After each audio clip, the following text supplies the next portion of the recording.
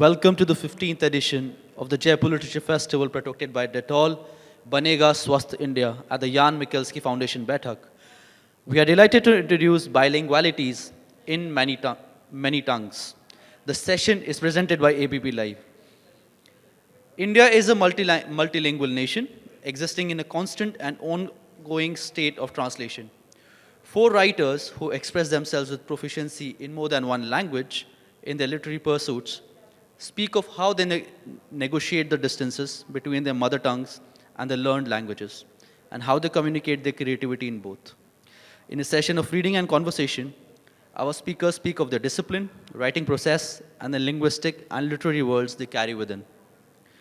May we please welcome on stage Akhil Kathyal, who is a Delhi-based writer and translator who has authored many books like Blood on Bitten Tongue, Delhi Poems, and How Many Countries Does the Indus Cross? He has also translated Ravish Kumar's book Ishq Mein Sheher Hona as a city happens in love. Akhil was the International Writing Fellow at the University of Iowa in fall 2016 and was awarded the Vijay Nambisan Poetry Fellowship for the year 2021.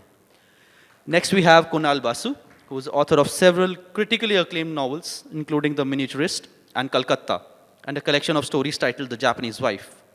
His work has widely been translated and nominated for prestigious awards. He has also written novels in Bengali. Anukriti Upadhyay writes fiction and poetry in both Hindi and English. Her works include the twin novellas Dora and Bhauri, a novel Kintsugi, a short story collection titled Japanese Rai, and the novel Nina Auntie. Tanut Solanki is the author of 3 books of fiction. His most recent novel, The Machine is Learning, was longlisted for the JCB Prize for Literature 2020. Tanut's short fiction has been published in The Caravan, The Hindu Business Line, DNA, Out of Print, and several other publications. In 2019, he was awarded the Sahitya Akademi Yuva Puraskar for his short story collection, Diwali in Muzaffarpur. The moderators, please. Thank you. Thank you. A warm hello to everyone in the audience, and a big thank you to JLF for making this happen. The topic for the discussion today is bilingual expression, bilingualities, and we have with us 3 writers. All of them write in at least 2 languages that the world knows of. Akhil writes in English and Hindi, Hindustani, and Kunal in English and Bengali, and Anukriti in English and Hindi. I'm going to start today's discussion with Akhil. Akhil, your book of poems, Like Blood on a Bitten Tongue, it has poems both in Hindi and English. And while reading it, I was thinking about it. This is something not very frequent, in Indian poetry, and one wonders why it is not. And I was curious as to how a poem of yours decides, or you realize that this one needs to be written in English, this one will go in Hindi, and something like that. And also with your work, I felt that, especially like Blood on a Bitten Tongue, it all comes together. They all feel part of a single collection, and that, of course, is the idea. So, I wanted to ask you about what goes into Hindi, what goes into English, how do you decide? Does it come naturally or something, It's really interesting that you say that, and especially I think we have to mark just the courage of good editors. And V. Karthika at Westland Context was amazing in the sense that she took it on board. That if she saw bilinguality not as, bilinguality not as one of the gimmicks of the book, but bilinguality as something which is constitutive of the work, something which was central to its scheme. And she came on board, like in fact she almost suggested it, that but why are you keeping your Hindi poems out of this scheme? So I was really thankful to her. And as far as the poems themselves are concerned, usually a poem, and there are several writers in the room also I know, usually a poem sort of starts with a kind of a word or a phrase or an image which explains something fundamental to you, which makes the world more lucid to you in some manner or the other. And because the way all of us, I guess, inhabit the world is not through some kind of monochromatic frame, through some monolingual frame, but these sort of different languages which are part of my inheritance, whether they are English, Hindi, Hindustani, Urdu, Punjabi, they have this kind of very, I mean, it's a very unrationalized coexistence. There's not kind of clear hierarchies at work over there. So that word or image or phrase would come in any one of those languages or sometimes a combination of those. So in fact, I thought when Tanuj had spoken to me that we talk about this, there was one poem that I thought I'd share with you folks. You know, I was thinking of this poem and the image that had come to me as a starting point for this poem was the idea that forgiveness, but I didn't think of it as a kind of an abstraction, but as something which, it's almost like a concrete object which you can hold in your hand. And this poem I thought I'll just share with you because a month after I found myself translating that poem into Hindi. So I'll share both the poems. Forgiveness. I carry it like a paper-pressed rose, like an old stamp, like a ticket stub to a forgotten show. Whenever I hold it, I am careful that it does not fall to pieces in my hands. One day, you might ask for it. And obviously, this poem is trying to make sense of someone's sudden departure, and obviously, that's something that you make sense of for a long time. So a month later, I found myself translating this poem into Hindi.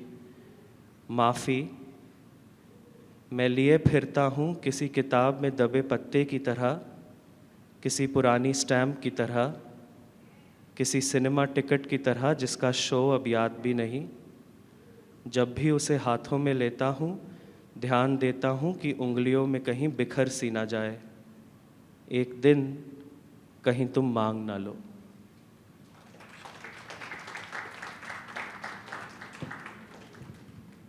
Thank you, Akhil.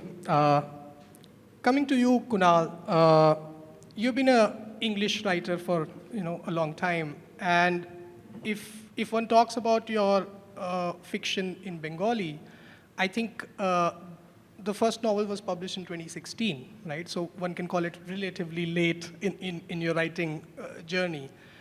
And my first curiosity when I learned that was, how do you come to that decision? How do you decide at a certain point that this particular novel or this particular story that I'm thinking of, maybe I should, write it in Bengali? What brings you to that differentiation, that clarity?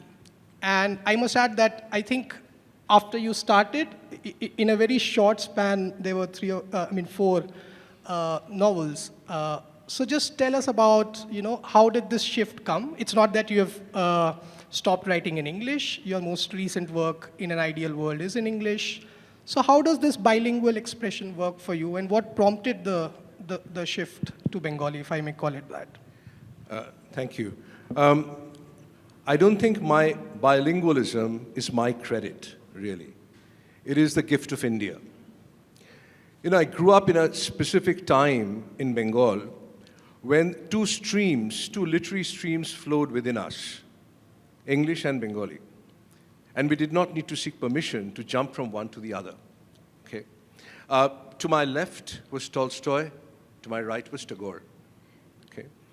And so I have always considered myself to be a Bangla writer, although my first Bengali poems, very bad poems, were published when I was in university. Most Bengalis write poems of romance and revolution. I wrote about romance and revolution. Okay. Romance came, revolution never did. Okay. So I had never abandoned the notion of writing in Bangla, although my literary journey had started with English, and I'd written quite a few novels in English. Okay. Now, let me give you a concrete example to your question as to when did I decide that a particular story needs to be written in Bangla or English. So several years ago, a producer from Bombay called me and said, Mr. Basu, we want you to write a story for us, for cinema. And they also prescribed the subject matter. They said, we want you to write a story about trafficking, about human trafficking.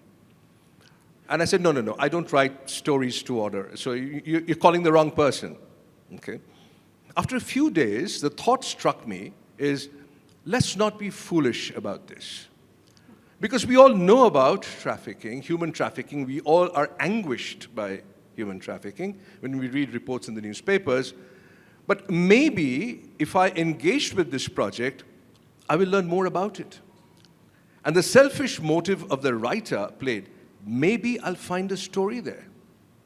Okay? And so I said, well, can you arrange for me to meet traffickers?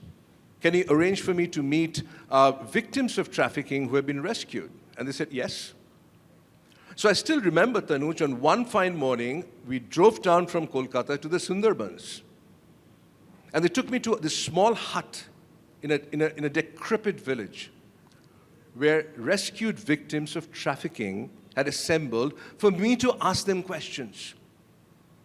So I went, equipped with pad and paper and recorder. I was being my writerly self. And inside that hut, there were 14 little girls. I'll call them little girls. Okay? And I couldn't ask them any questions. The sheer primitive barbarism of the situation that they had faced made me speechless. And the 14 pairs of eyes came together to one pair who I called Shabnam in my mind. And thus the story of Tejushwini or Shabnam, Tejashwini and Shabnam, Tejashwini, a CNN reporter, and Shabnam, a trafficked woman from the Sundarbans, meeting in Iraq in the theater of war after the death of Saddam Hussein. So that was my novel. So when my London agent said, and I told her what the story was about, the Bengali story was about, she said, oh, Kunal, why didn't you write this in English? What an interesting global story it would have been about two women, their friendship in different backgrounds in uncertain times. And I said, I couldn't write this, Philippa. Because to your point, when a story is born in my mind, just like a word or an image is born in your mind, it brings with it its penumbra. It brings with it voices, places, and the contextuality of that story at its origin suggests to me whether I should write it in Bangla or in English.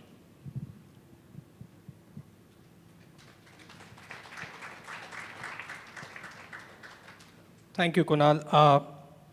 Anukriti, I have a similar question for you. You have, in the last few years, published 3 novels in English, Dora, Bhauri, and Kintsugi. And you have also published 2 books in Hindi, a short story collection, and a novel. And my question is, when you write in these 2 languages, what are the differences in your mental processes, even your writing regimen, or your style, when you're operating in these 2 languages? What are the things that you're conscious of, that these differences exist?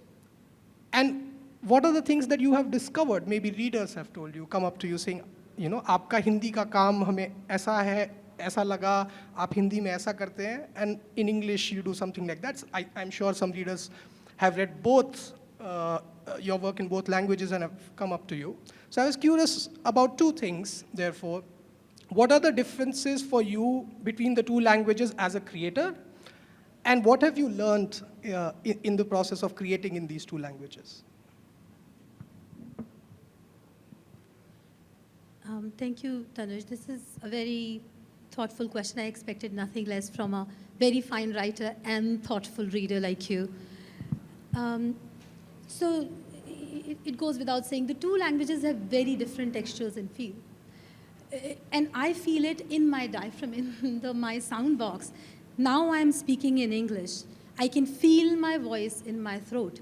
अब मैं हिंदी में बोल रही हूँ और मुझे पता है छाती से आवाज़ आ रही है, ना भी गोहर से आवाज़ आ रही है. जो ये अनुभूतियाँ हैं भिन्न भाषाओं की, ये सिर्फ भाषा या स्वर की नहीं, ये आपके शरीर, आपकी जहाँ पर आपका मूल है, जिसको मूलाधार चक्र बोलते हैं योग में, वहाँ तक आप महसूस सकते हैं. इसलिए जो जागृत हैं शब्द, वो शब्द आपको कहीं गहरे तक छूते हैं. You can feel the vibration. Everything is, when you reduce it, you are a science student, I'm not. But in my own quirky poetic way, I believe everything can be reduced to vibrations.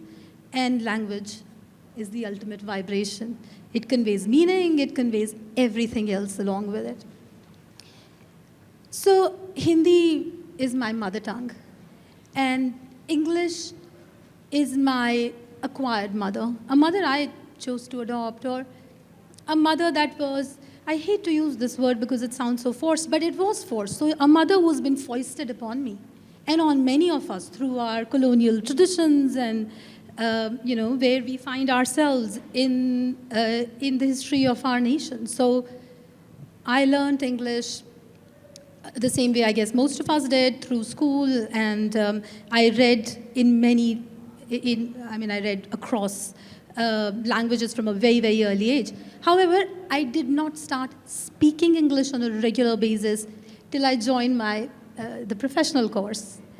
Till then, and that was in my early 20s, in my professional life is when I actually started speaking in English.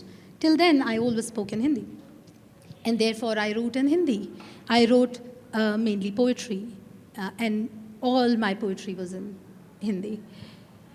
Then prose just came in English because my work was prosaic. That was the language of the universe I chose to enter for various reasons. And that language became the more convenient one for prose. So in that way, I did not choose from my volition, by my own volition. That was just how the compartmentalization worked. But unlike Kunal, for whom most stories originate in certain language, for me, all prose stories are just English. Till a very respected publishing house, Rajkamal's publisher, Ashok Maheshwariji, said, why don't you also write prose in Hindi? And so, by habit of obedience, which I have tried all my life to unlearn and not succeeded, I wrote my first story in Hindi. This was in 2018. I guess you've read some of those.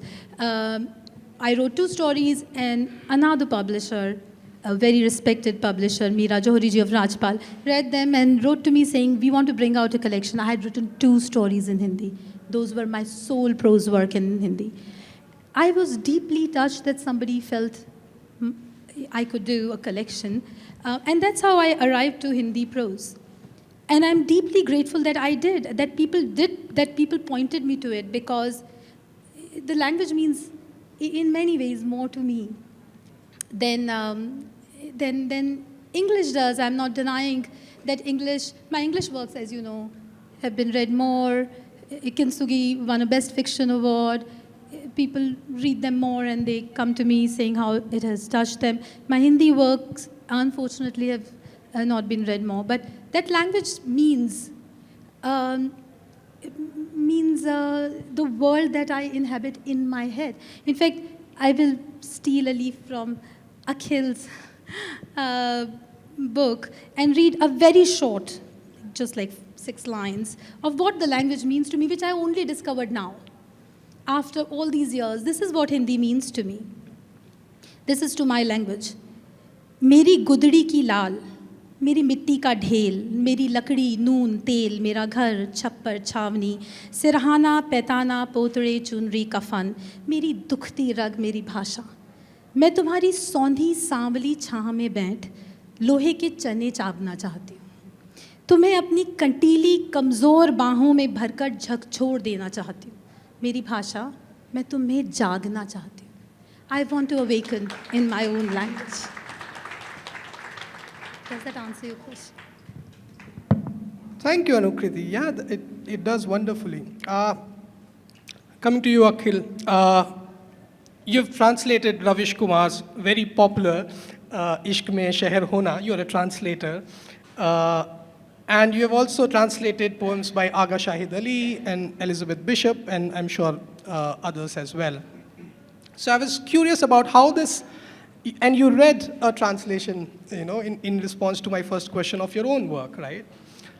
So I was curious about how this act of translation informs your bilingual expression. Do you feel this impulse that I should translate all my poems in English into Hindi one day, or vice versa? Or it is an act of selection in itself, that one chooses what to translate. And overall, the act of translation from English to Hindi, Hindustani, or in the other direction, how does it inform your own creative expression? That's a great question. I mean, one of the things that translation seemed the obvious thing to do, because all of us, at least in this part of the world, are instinctively bilingual, if not tri or tetra or like multilingual. So it's just that when you live in Delhi or any other part of this world, your world you're constantly processing, your blueprint for the world is necessarily multilingual.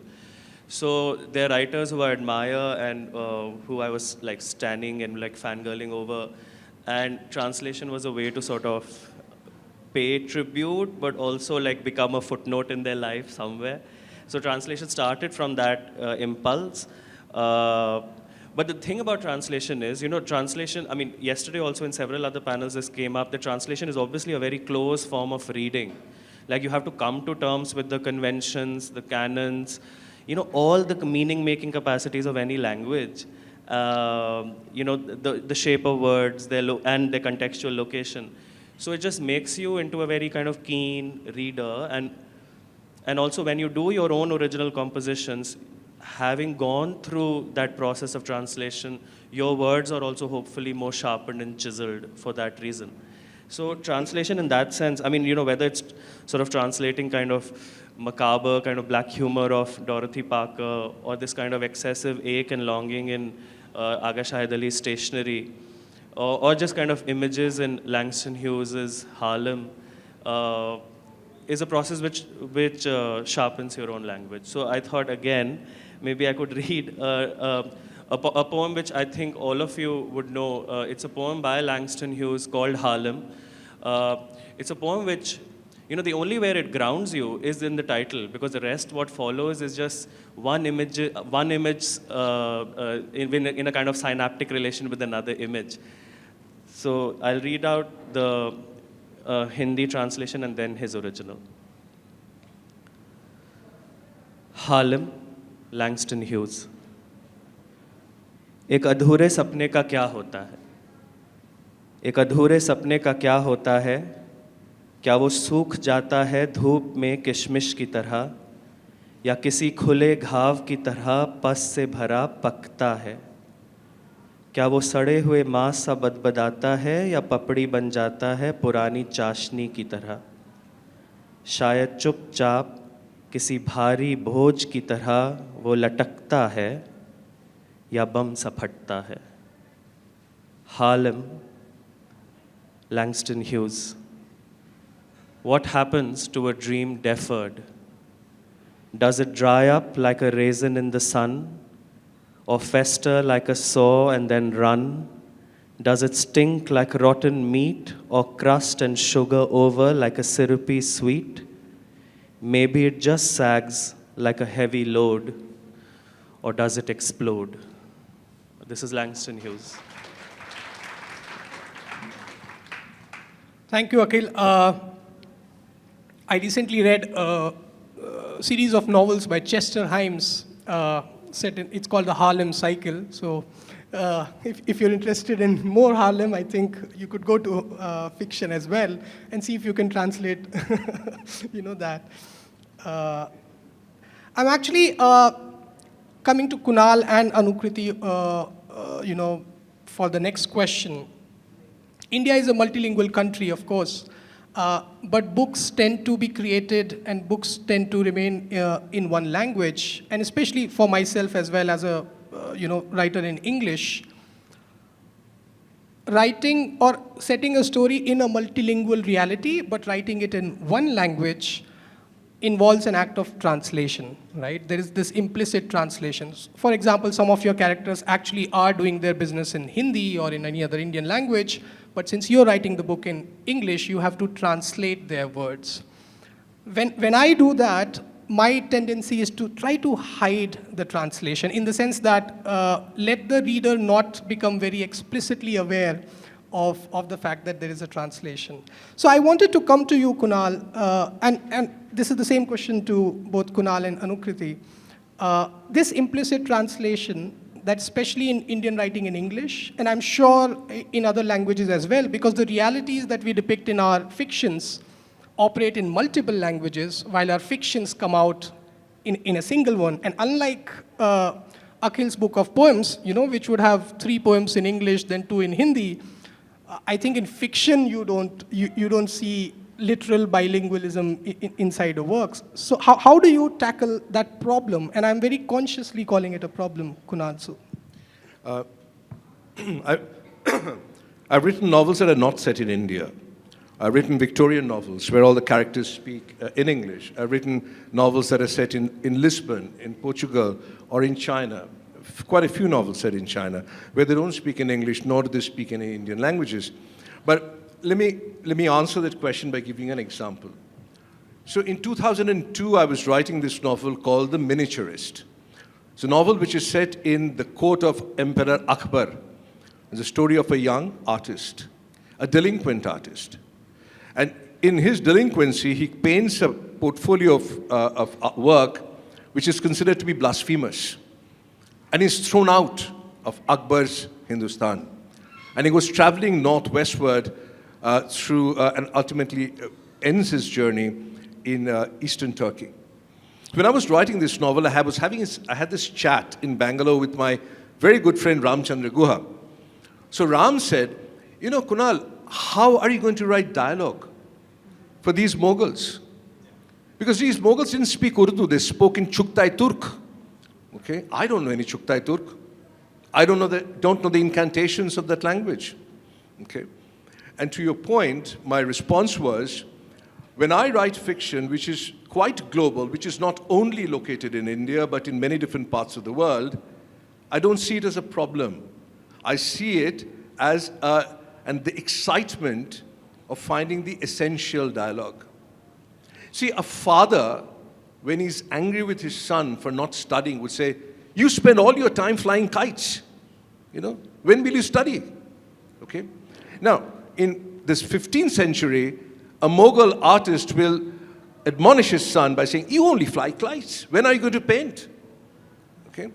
And in the 21st century, a Bengali father or a mother would say, you only do WhatsApp. You're only on social media. When are you going to study? That is essential dialogue. Okay? So my search as a novelist is to understand the essential dialogues in situations that can be very varied in time and space. I'm not saying I always succeed. I could fail. But if I succeed, they will sound authentic to that context.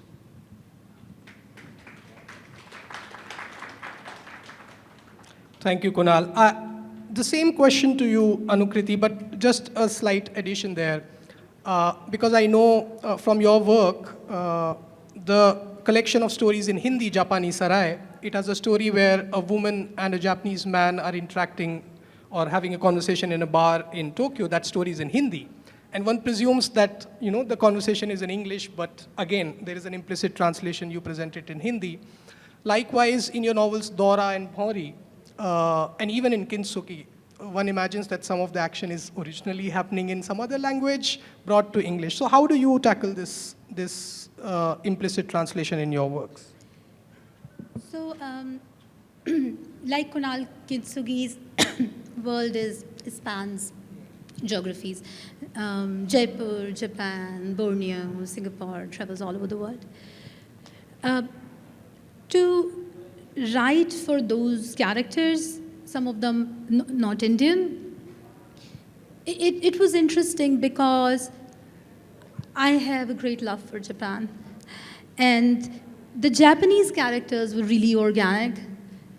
I have interacted with Japanese people. There's a osmosis happens when you talk to people, you sort of fall into the cadence, or I don't know, it happens with me a lot. You fall into the cadence of their language. You try to imitate how they speak in order to communicate. So oftentimes if you and it happens in professional world, is, when we are trying to talk to non-Indian people, our voice inflection changes, and we try to adopt an accent so they can hear, they can understand. And it happened a lot to me when I interacted with Japanese people. Their mannerisms, the way they handle language and their own bodies when they are talking, it just seeped in. And when I wrote Yuri or Haruko, it was very natural. Where I struggled was when I wrote the American character, because that was an unknown world. It's such a young civilization. They are such action-oriented and living in the moment people, whereas I am a very shy introvert and I live in the past often, or at least I try to. So that was a bit of a challenge. However, the Rajasthani or the Jaipur-based characters, again, because in Dora and Bhauri, what I had done was, I never even thought, I consciously suppressed the thought that Bhauri is a Gadolia, Lohar, nomadic woman. And her life experiences are vastly different to my own. I tried to consciously suppress that thought so that she could live, and Anukriti is of no material importance in the process. I'm a medium, as you know. Writers are mediums, things pass through them. So for those Dora and Bhauri, there are so many Rajasthani words, because that's how Bhauri and the characters of Dora, the nomads and the petty bureaucrats, thought. And those words came in, and I'm so grateful to my editor, I don't know whether he's here or not, Rahul Soni of HarperCollins, who actually did not redact even a single word. In fact, he encouraged me and he said, go for it. It preserves it helps, address the challenge that you're saying. How do you make a person speak a language that they never speak? You just carry the cadence of their language, and if the words come organically from that language, you just let them come in. And in fact, he told me we should not have a glossary, because the context and the story clarifies the words, and it deepens engagement if you do not have a glossary. So I guess it's not a very intelligent answer I'm giving to you, but the fact is, some of it I absorbed, some of it I allowed, and the rest of it you will discover that it's forced.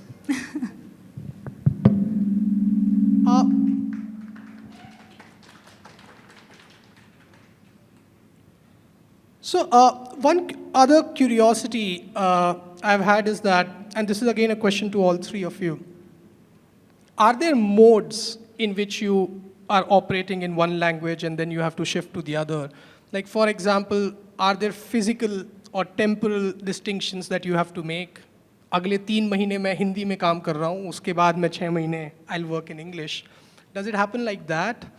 And I imagine it might be different for you, Akhil, when you're writing poems versus Kunal and Anukriti when they're writing fiction, which tends to be a longer term, process.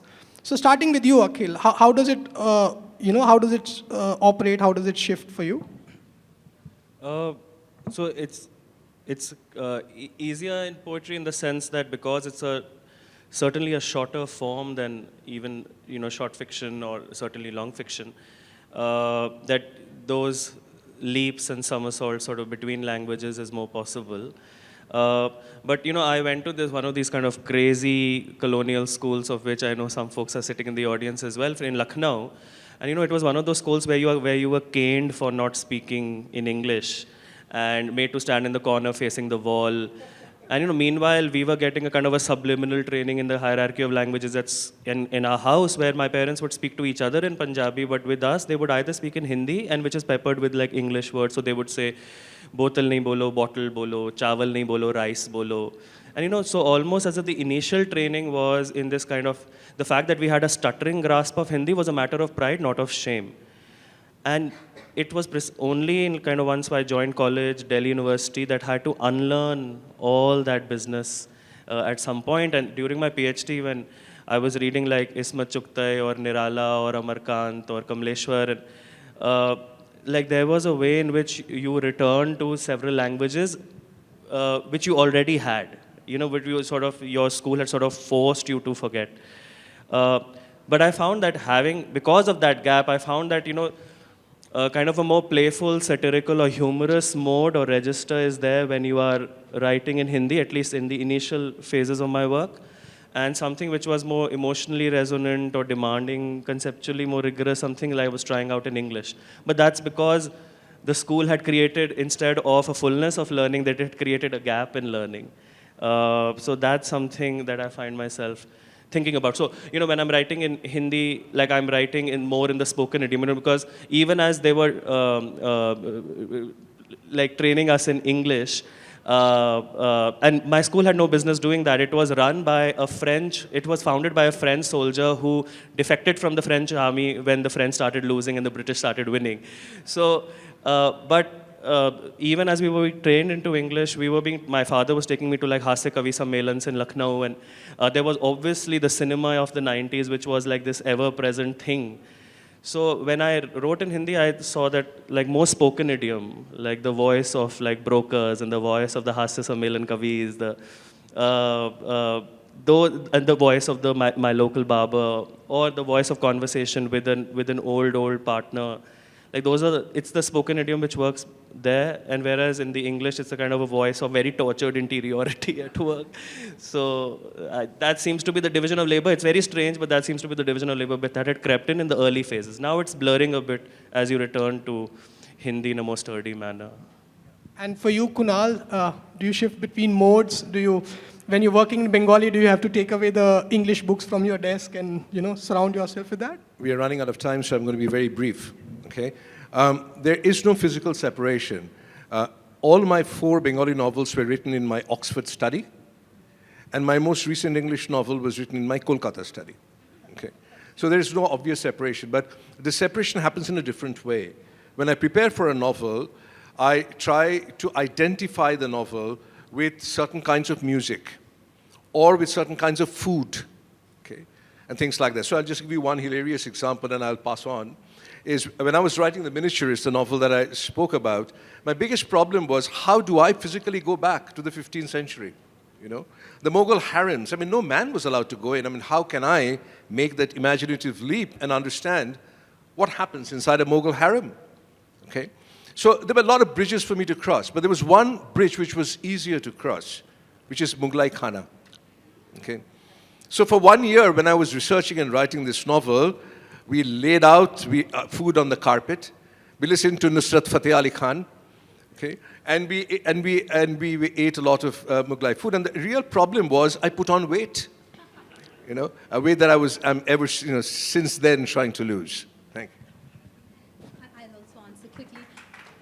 Unfortunately, I have no exciting answer like Kunal. As a full-time working professional and a mother of a young child and a woman playing 20 roles, I just felt very privileged that I had time to write.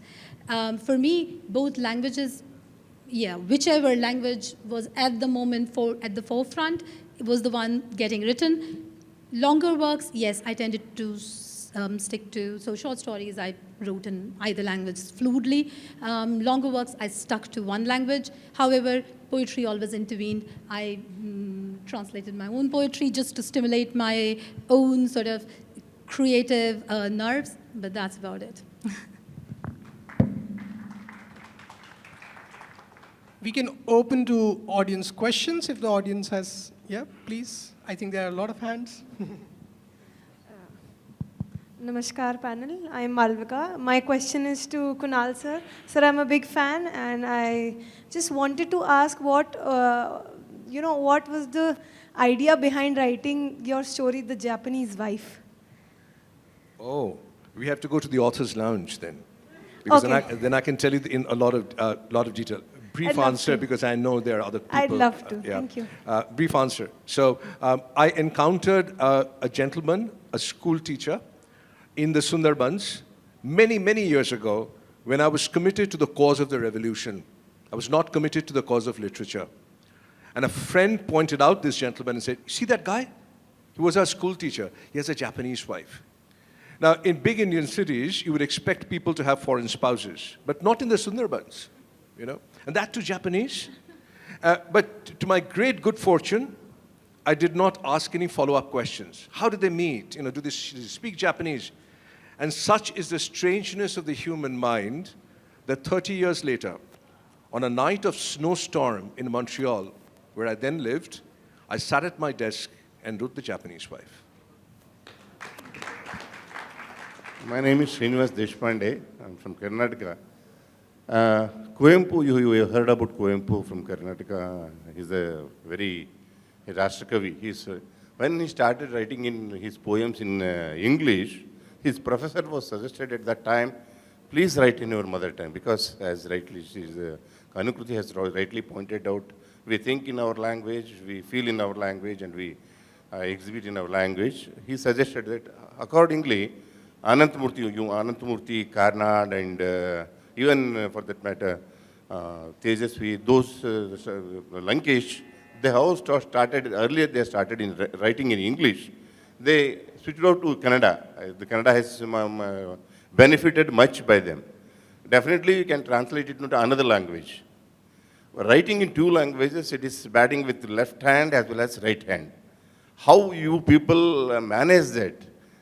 Either when you think about Bengali, English will creep in, or when you think in English, when you think in Oxford, your Bengali will creep in that. How you manage, how you bridge between that? That's my question.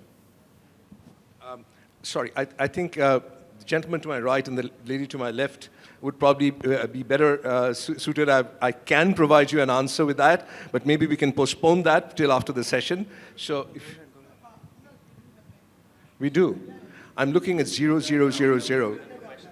Okay, all right. Very fortunately, I have not let the two languages one supersede the other. Okay? And again, this is not because of me. This is my gift of India to me. It has given me multiple languages. मेरा हिंदी बहुत खराब है. मैं कोशिश करूँगा अगर ये Jaipur literary festival का मंच में आके हिंदी में उसी की तरफ कुछ कविता आपको सुनाएंगे. But if only I could read and speak in other languages, it would be a tremendous personal gain to me. So for me, there is no hierarchy of language. नमस्कार मंचासीन सभी प्रबुद्ध विद्वानों को. अनुकृति से मेरा प्रश्न है. Anukriti being a mother, being a daughter, आप बहुत अच्छा प्राउड फील करवाती हैं हमें. एक प्रश्न है, मेरी पीड़ा है वो. मेरा ग्रैंडसन अमेरिका रहता है, 5 वर्षीय बालक है. मैं संस्कृत में पीएचडी हूँ. मेरी अंग्रेजी बिल्कुल अच्छी नहीं है. अंग्रेजी बोलती हूँ लेकिन पहले अंदर मन में सोचती हूँ, फिर उसको ट्रांसलेट करके फिर मैं इंग्लिश में बात करती हूँ. पहले अपना अंदर ही वाक्य बना लेती हूँ, उसमें कई बार ग्रामेटिकल मिस्टेक भी होती है. वो 5 साल के बच्चे से जब मैं रोज़ सुबह उसका सुबह शाम वीडियो चैट करती हूँ, तो मैं कोशिश करती हूँ मैं पूरी टाइम से हिंदी में बात करती हूँ. वो नाराज़ होता है, नानी आई डोंट लाइक हिंदी. मैंने कहा भाई तेरी माँ यहाँ हिंदुस्तान की रही हुई है, तू अभी वहाँ का सिटीजन है. तो मेरे को लगता है कि किस तरह से हम बच्चों को प्रमोट करें. वो हमारे हिंदुस्तानी बच्चे हैं और बहुत पीड़ा देते हैं यदि वो बच्चे हमसे हिंदी में बात नहीं करें. हम तो अपनी अभिव्यक्ति उनको समझा देते हैं, लेकिन वो हमारी अभिव्यक्ति को इतने अच्छे से नहीं. मैं कोशिश करती हूँ 2-4 शब्द तो उससे बोलने ही पड़ते हैं मुझे उसको चार्ज करने के लिए. तो उसको लगता है यस मैं कंफर्टेबल अपनी नानी से बात करने के लिए. इसका कोई समाधान होना चाहिए. दूसरा प्रश्न, भाषा के लिए जो मैं कहना चाहूँगी, हम लोग एक ईमानदारी, पूजा जी खड़े हुई है, अनुकृति की मदर हैं, हम लोग ऑनेस्टी के पर एक काम करें. Honesty is the best policy. तो क्या हमें भाषा के प्रति ईमानदार नहीं होना चाहिए? बच्चे आजकल जो एब्यूज़ करते हैं, गालियाँ देते हैं, वो कहीं भी मान्यता प्राप्त नहीं है. उससे वो गुस्सा होते हैं, उसी से अपराध जनरेट होते हैं. तो मेरे को लगता है अहिंसा के लिए एक भाषा, ईमानदारी के लिए अपनी भाषा होनी चाहिए और एक समृद्ध और सुंदर भाषा होनी चाहिए जिसमें वो अपने प्रेम को प्रकट कर सके बजाय अपनी नफरत को. Thank you.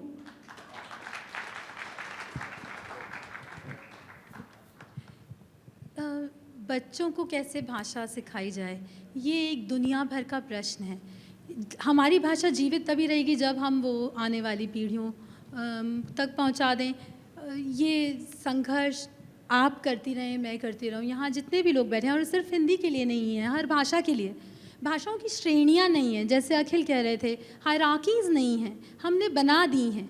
क्यों हिंदी या बांग्ला या कन्नड़ा या जो भी भाषा है जिसमें आप मूल रूप से जो आपकी नाड़ियों में बह रही है, जो आपके नाड़ी तंत्र को झंकार की तरह हिला देती है, वो भाषा क्यों पीछे हो और क्यों अंग्रेज़ी या दूसरी भाषाएं आगे हो? ये मिला जुला प्रयत्न है, ईमानदारी और बेईमानी की बात नहीं, भाषाओं की श्रेणियाँ नहीं। जो भाषा आप जानते हैं वो आपकी भाषा है, लेकिन उसको मत भूलें जो आपके पूर्वजों की भाषा है, क्योंकि वो भाषा आपकी संस्कृति, आपके इतिहास, आपकी कहानियों, आपकी मूल अस्तित्व का कोश है। वो कोश खो गया तो आप अधूरे रह जाएंगे, आप छीज जाएंगे, आपको पता भी नहीं चलेगा कि आपका कैसे क्षय हुआ है, आपको कैसे हानि पहुंचाई गई है, आपको कैसे लूट लिया गया है। उस कोश को बचाए रखें, वो बच्चे हों, बड़े हों, किसी भी उम्र के हों, भाषा को बचाए रखें। Can I ask you? This question is addressed to Mr. Akhil. You said you had studied in Lucknow. So I was wondering whether at any point of time did you think of translating some Urdu work into English? Because that's supposed to be vanishing culture now, if I'm not wrong. Yeah. The Urdu... I recently translated a ghazal by Wajid Ali Shah into English, and I was very kicked about it because I was able to retain the radif and the kafiya as from the original Urdu. वो मुझे अगर याद रहती पूरी दुरुस्त तरीके से तो मैं आपको ज़रूर सुनाता, लेकिन फिर कभी translation from his original Urdu into English. But you know, the Urdu has played a very strange role in my life, because my grandparents, who were from Pakistan, Punjab, they all wrote in Urdu. My Nana could read in Urdu, my Dadi could read in Urdu. But there is a way in which there was systematic invisibilization of Urdu in Indian classrooms now, where also it is given only one particular religious color, as if Urdu is only the language of Muslims. But however, this only very recently that regret was sort of reversed. One of my students, Abdur, at a university where I used to teach, he over 8 lessons sort of taught me the language of my own grandparents. So now I can बहुत धीरे से जोड़ के, लेकिन अब मैं पढ़ लेता हूँ, और that suddenly opens an entire universe for you because you can read so much more. The only thing about so now that one is conversant with the language, not just as bolchal ki bhasha mein, but textually as well, one will find oneself attempting more translations. Coming to the, I mean, it's now being invisibilized, the Urdu language. Recently, there was a translation of Urdu film magazines in a book, Ye Un Dono Ki Yaadein Hain, by some Mr. Yasir Abbasi, who, translated all the film stories of Shama and Gulfam film magazines into English. Again, as you said rightly, the few words they could not find in translation. And Urdu, precisely because it has been vilifying of Urdu has been part of religious polarization, in which we live in the welter of that religious polarization now. I mean, the way Urdu, for instance, treated in the state assembly in UP, or in an artist in Delhi, East Delhi, would be doing a graffiti in Urdu and writing a couplet from Mir or Ghalib, and suddenly these Hindu vigilante groups would sort of land up and say, "Is bhasha ko hatao." मतलब आप उर्दू में राम भी लिख दोगे तो उन लोगों को परेशानी होगी.